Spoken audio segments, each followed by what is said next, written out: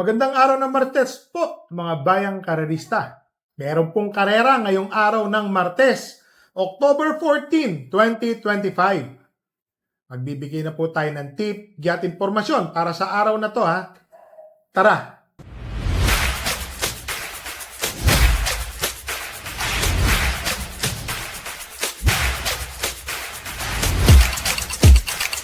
Nagulat kayo, binago po natin yung intro. Papabuenas po tayo mga bayang karerista. Pakita ko lang po ang ating kopya. Ayan po. Salamat pala kay Speedform. Yan po. Siya po ang nagsasend sa akin ng kopya.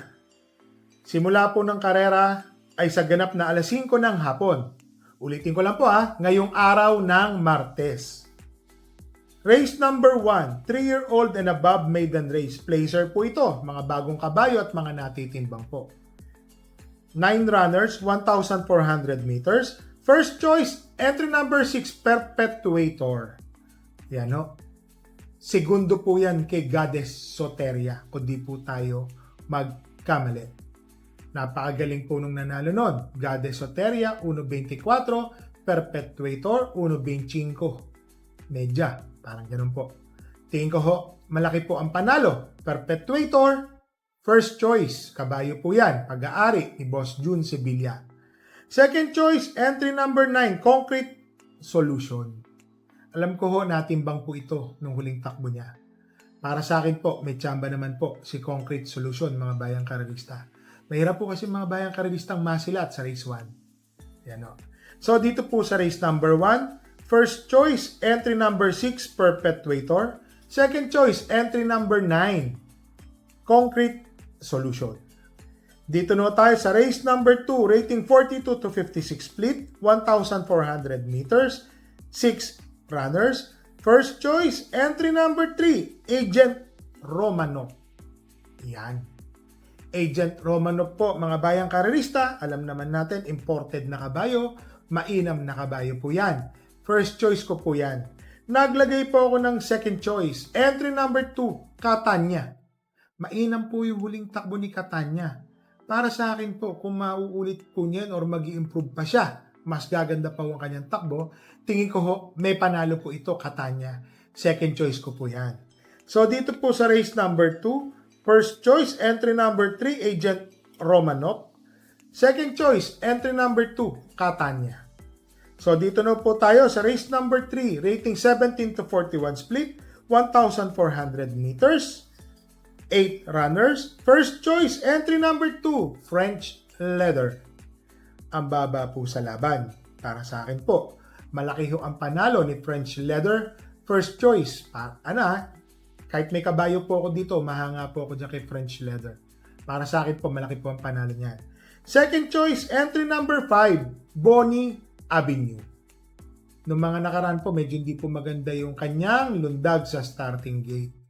Tingin ko ho ngayon, may panalo naman ho si Bonnie Avenue. Labas naman po yan. Second choice. Lundag lang po sa starting gate ang kailangan natin na maganda dyan. Third choice, entry number 1, Ivan. Etong si Ivan, solo taga. Tingin ko ho, makakauna. Baka makakuha po ng medya trangko o 2 kwartos. Pagka ganun po nangyari, mahihirapan na po kaming lahat umabol dyan. Tingin ko, Ivan, magandang dihado, may panalo po yan. So, dito po sa race number 3, first choice, entry number 2, French Leather. Second choice, entry number 5, Bonnie Avenue. Third choice, entry number 1, Ivan. Dito na tayo sa race number 4, rating 17 to 41 split, 1,400 meters, 6 runners. First choice, entry number 1, Malbatan Island. Malbatan Island po, King Flores po ang sasakay. Ito pong si Malbatan Island, meron po itong consistent na tiyempo na 1.31. Minsan 1.30 medya hanggang 1.31 imedya. Para sa akin po, horse to beat po si Malbatan Island. Lalo na halos every 10 days tumatakbo po ito, buo ng buo. Tingin ko ho, malaki po ang panalo. Second choice, entry number 4, Princess Belle. Princess Belle, AP Asuncion ang sasakay. Tingin ko ho, malaki rin po ang panalo. Di bokang kabayo o di banderang kabayo. Pag ito po ang nauna, pass your paper na po. Tingin ko malaki po ang panalo. Nilagay ko lang pong third choice. Entry number 3, Ring a Bell. Ayan po, Lester De Jesus. Nung minsan po, na kwarto pwesto po ito, si Ring a Bell. Kaya lang huling takbo po, malakas po nakakalaban, hindi po maganda ang kanyang dinating. Parang pang-anim po ata o pang-pito sa siyam na tumakbo. So para sa akin po, Ring a Bell po, tingin ko ho, may tsamba naman po si Ring a Bell, third choice. So dito sa race number 4, first choice, entry number 1, Malbatan Island. Second choice, entry number 4, Princess Belle. Third choice, entry number 3, Ring a Bell. Dito no tayo sa race number 5, rating 42 to 56 split, 8 runners, 1,400 meters. First choice, entry number 2 ay Under Oath. Ang baba po sa laban. JB Hernandez ang sasakay. Ito pong si I Under Oath, mainam na kabayo. Alam ko 1.12 po ang tinatakbo nito sa 1,200 meters na tempo.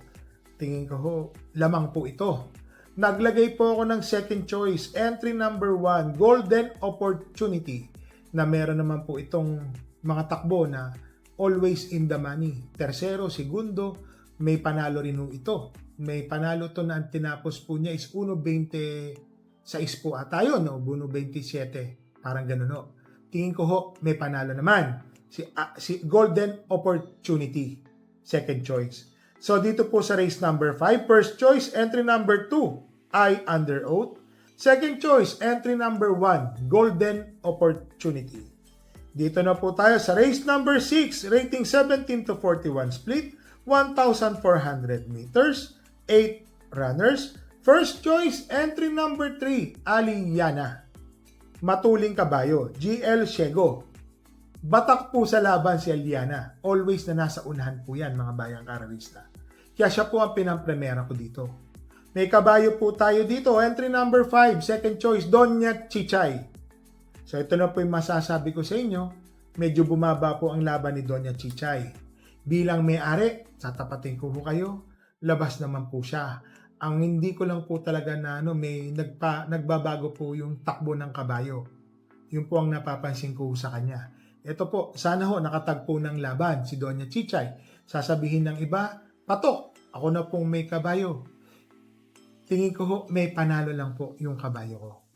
So dito po sa race number 6, first choice, entry number 3, Aliana. Second choice, entry number 5, Doña Chichay. Dito na po tayo sa race number 7, rating 17 to 41 split, 1,400 meters, 11 runners. First choice, entry number 11, Bishop Blue. Ito pong si Bishop Blue, mga bayang karalista, ha? Tingin ko ho, malaki po ang panalo. Marami pong matulin dito, mga bayang karalista. Baka sakaling magkaroon po ng killer pace sa unahan dito.